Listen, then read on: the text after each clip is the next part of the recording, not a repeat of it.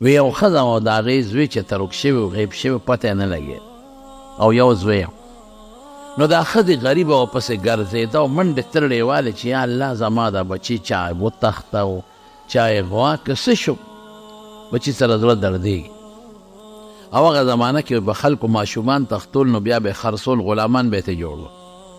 خدای زما بچی به کم دی چا به وجلي چا غلام به څه به خو هر چا چې څوک نیک سړی و زما ته دعا وکړه چې زما بچی ما غېږې له خدای واپس راوړه چېرته به علماو پسې ګرځېده خدای ته به یې ژړل دعاګانې به کولې یا الله زما بچی زما غېږې له واپس راوړه ډېر ګران کار دی الله دې مسلمان وساتي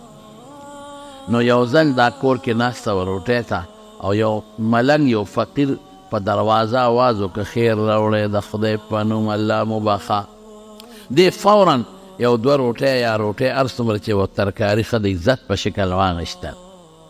او هغه ملنګ یا فقیر یا سوالګر اس و چې وغلی یې ورکړه او ورته یې دا واله د خدای په نوم دې آواز وکړه خو زما بچي زما نه چې ته غیب شوی دی پته یې نه لګي ډېر کوشش مې وکړه الله ته سوال وکړه چې ما له خدای خپل بچی واپس راوړ وی جان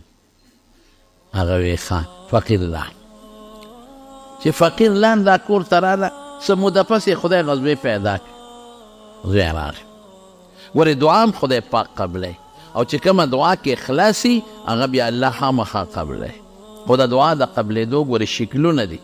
دا نه چې تاسو غوښتل خدای هغه درکړي کله چې تاسو غوښتل همغه به درکړي خو څه موده پس به یې درکړي کله به هغې کې ستا خیر نه د هغې نه ښه شی به درکړي کله به د هغې په ذریعه د نه ګناه لرې کړي کله به یې د آخرت له وساتي الله ستا په خیر زما او ستا په خیر او شر پوهېږي موږ نه پوهېږي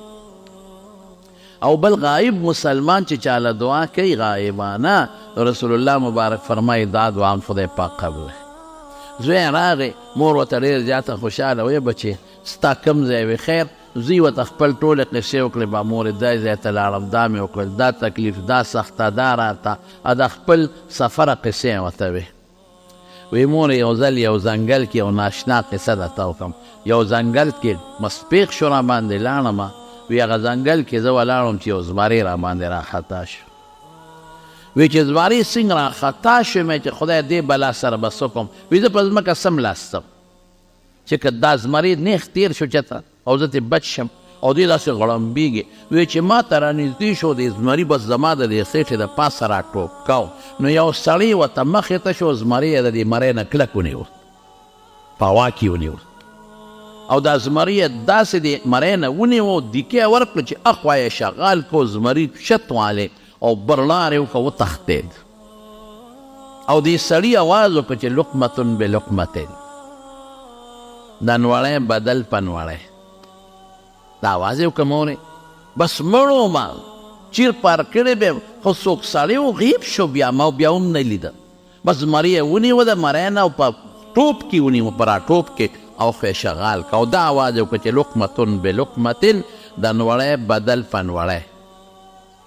مور ورته بچې تا ته یاد ده چې دا کومه ورځ به وي او مورې ما ته یاده ده پلانکي ورځ وه یا د جمعې یا د خالي یا د اتوار او پلانکي میاشت وه او ټیم کوم وی پلانکي ټیم الله اکبر مور ډېره خوراک خوشحاله شوه ای بچې هم دقه ټیم یو فقیر راغی او ما هغه له نوړی ډوډۍ ورکړه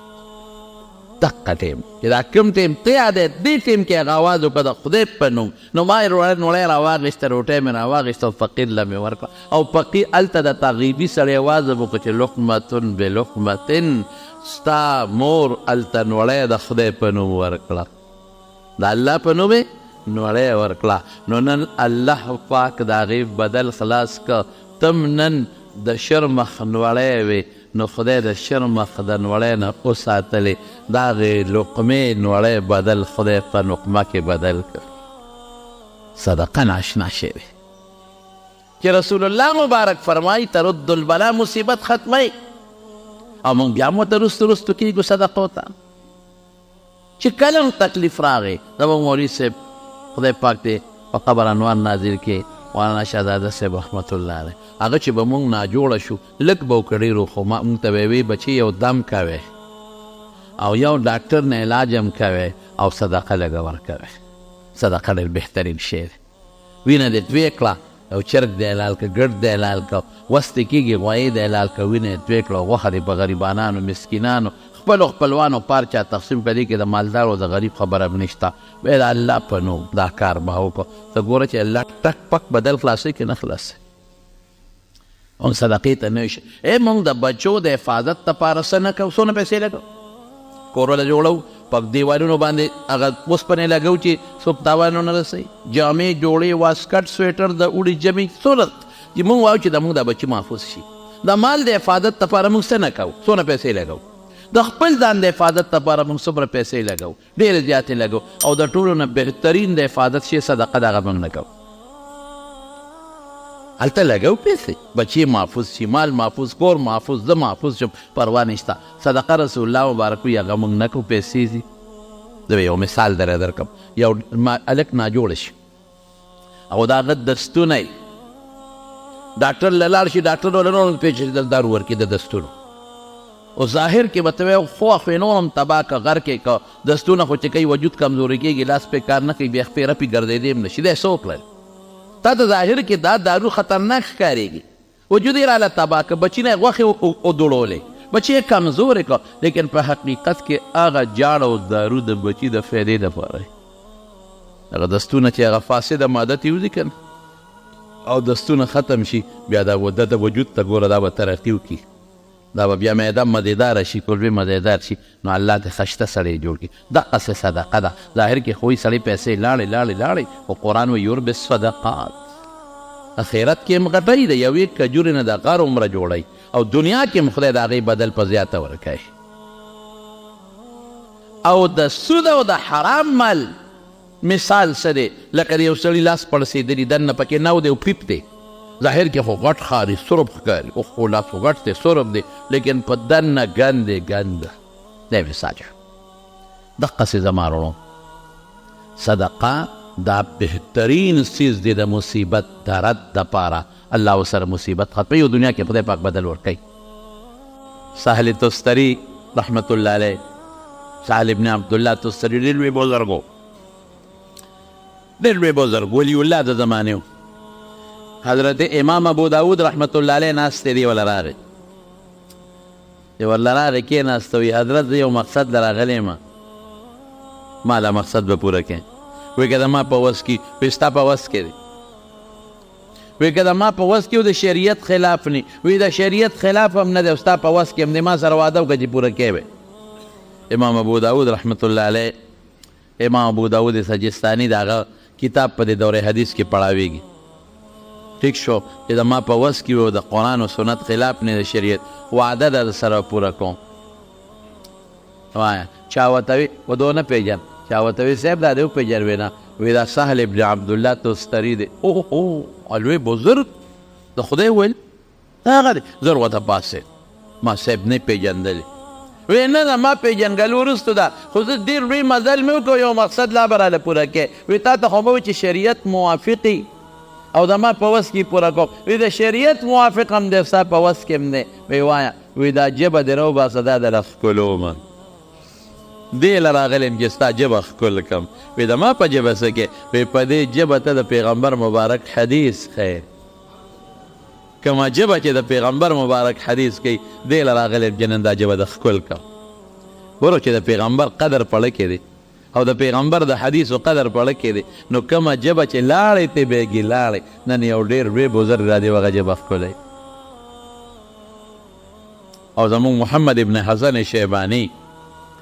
د امام ابو حنیفه رحمت الله علیه شاګرد محمد ابن حسن شیبانی هغه چې وفات شو نو عالم په خوب کې ولید وی الله د سره څه وکړل دا د امام صاحب شاګردانو کې دی او د امام صاحب د فقه ډېر لوی خدمت الله د دې سړي نه اخیستی دی وی الله د سره څه وکړل وی چې الله ته مخامخ شم نه رپېدم داسې او سخته ورځ ده نو داسې رپېدم نو وی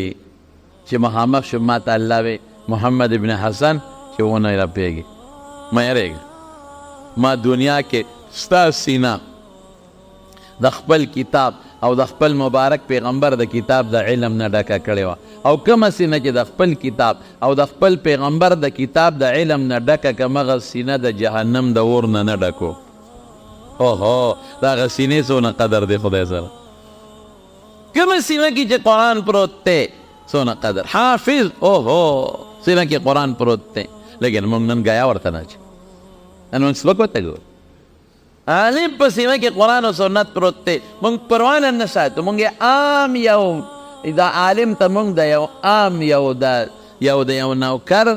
د جومات امام ته د یو قصبګر په شکل موږ ګورو قصبګر هم د خدای بنده دی تا له ډېر لوی کار کوي د هغه به هم قدر کوي خو موږ ملا ته په دغه نظر ګورو حافظ ته په دغه نظر پروا هم نشته قدر نشته د موږ په خلکو په زړه کې بلکل او الله سره شته ستا سینه کې مې خپل کتاب او د خپل پیغمبر د کتاب علم اچولی او کومه سینه کې چې دا ور واچوم وره دوزخ ته اور نه ډکوم ما دې تپوس وکړ امام ابو یوسف څه شو وایي هغه د ما نه بره مرتبه ګیر بیا مې تپوس وکړ حضرت امام ابو حنیفه رحمت الله علیه څه شو وایي هغه خو چې تپوس نه کې هغه خو په ډېرو لوړو مرتبو کې به نه ناست اوس ته دا خو خوب دی که نه قرآن ته وګوره يرفع الله الذين آمنوا منكم والذين اوتوا العلم درجات الله وی مسلمان لپا کافر او بیا په مسلمانانو کې علما غټې غټې مرتبې مقرر کړي زما وروڼو تاسو دا مهرباني به کوو که خیر انشاءالله په بچو به علم کوو یریږو به نه په څه په ډوډۍ به نه یریږو ډوډۍ د چا لاس کې او زما د په خدای قسم یې ښه ډوډۍ به ورکوي عزت د چا په لاس کې دی زما د قسم په خدای ښه عزت به ورکوي او د پیغمبر مشن به موږ جمع کوو او مشن دا دی چې خپل بچي خپل نوسي علم ته وباسي کم ماشومان د لسم پاس کړي وي موږ اکثر د خلکو ته وایو چې خیر د لسمه پورې په سکول ووایه ځکه نن سبا دا سکول دا زموږ په دې دین کې هم پکارېږي دې نه بغیر کار نه کېږي لسمه پورې په ماشوم باندې سکول ووایه او د لسم سره سره جومات ته یې لېږه که حفظ پې کولی شي حفظ پې او که چېرته حفظ نه شي کولی حفظ فرض لازم نه دی نو بیا نن سبا په ډېرو ځایونو کې دا سیکنډ ټایم مدرسې جوړې شوې دي ماسپښین نه پس ډېرو کلو کې شته نو هغه سیکنډ ټایم مدرسې ته یې لېږه هلته به سبق هم د دین شروع کړي او سکول ته دې ځي لسم به پاس کړي چې لسم پاس کړي مه یارېږه روزي د خدای په لاس کې چې ته الله ته لاړ شې قبر کې نو زه به څه جواب خدای له په قبر کې ورکوم والله که جواب ورکړی شم نه شم ورکولی یو ټکې به یې څه دې راوړی دی الله به تپوس کوي قیامت پر ورځ به تپوس کوي څه دې راوړي دي بس وایي الله هېڅ مې هم نه دي راوړی دغسې مې د یو ملا صاحب تقریر او دی نه دی خپل بچی مې ستا قرآن ته کښېنولی زه چې راتلم که نه زنکدن مې و دلته دنیا ته راتلمه زما بچی قرآن ته ناست زه چې راتلم زما بچی د شریعت علم ته ناست و انشاءالله چې دا به د کامیابۍ ذریعه که خیر انشاءالله زه به هغه شی تاله خوښوم چې ځان له خوښوم علم په بچو کې ښه دا د علم زمانه ده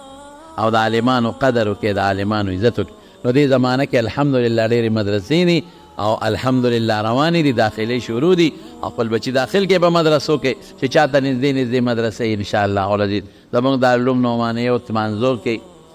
کوم کې چې درس کوم د احادیثو مبارکو هغې کې هم داخلې شروع شوي دي د لومبۍ درجې نه واله تر دوره حدیثه پورې الحمدلله داخلې شروع دي او لا سبقونو د شروع کېدو فیصله نه ده شوې هغه فیصله به انشاءالله ان قریب وشي او دلته زمونږ په کلي کې زمونږ چې دا کوم جومات کې مونږ جمعې مونځ کوو د دې جومات مدرسه ده هلته مونږ وډیګرام ته وړې ده الحمدلله ادارة القرآن والحدیث وډیګرام کې دلته کې زمونږ خپله مدرسه ده زما ورور دی مولانا یوسف احمد صاحب هغې کې د وړې دورې پورې الحمدلله سبقونه شروع دي لنګر هم ورکوي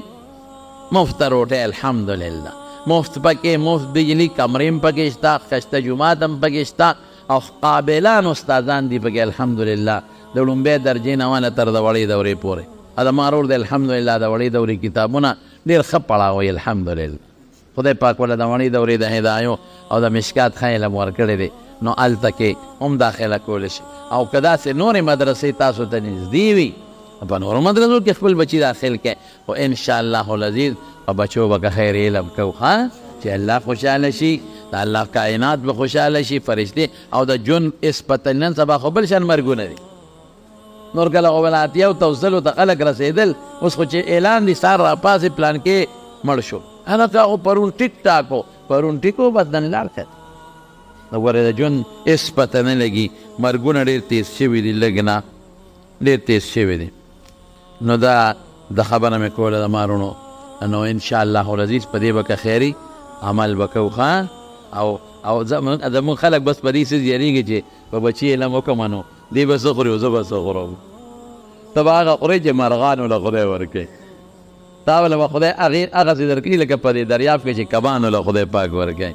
تا به خدای هغه روزي درکوي، په خدای اعتماد کوه انشاءالله خدای به ښه رزق درکوي، ښه ډوډۍ به خدای پاک درکوي که خیر انشاءالله العزیز. بله جمعه هم په دې څه دوه څلور خبرې وکړم انشاءالله العزیز. زه خو لږ جوړ هم نه یم، لږ یو بوډۍ بیماره مې، ما لږ سر باندې بوج هم دی، درد دی، او زه لږه تبه مې کېدله، ما لا دا خیال و چې زه به د جمعې مانځله وځم که نه، خو بهر کې دا مېلماني اکثر نو زه راووتمه. دعا وکړئ رب العالمین زمونږ بچي عالمان کې خدای د دین علم خور کې، الله د شریعت علم خور کې.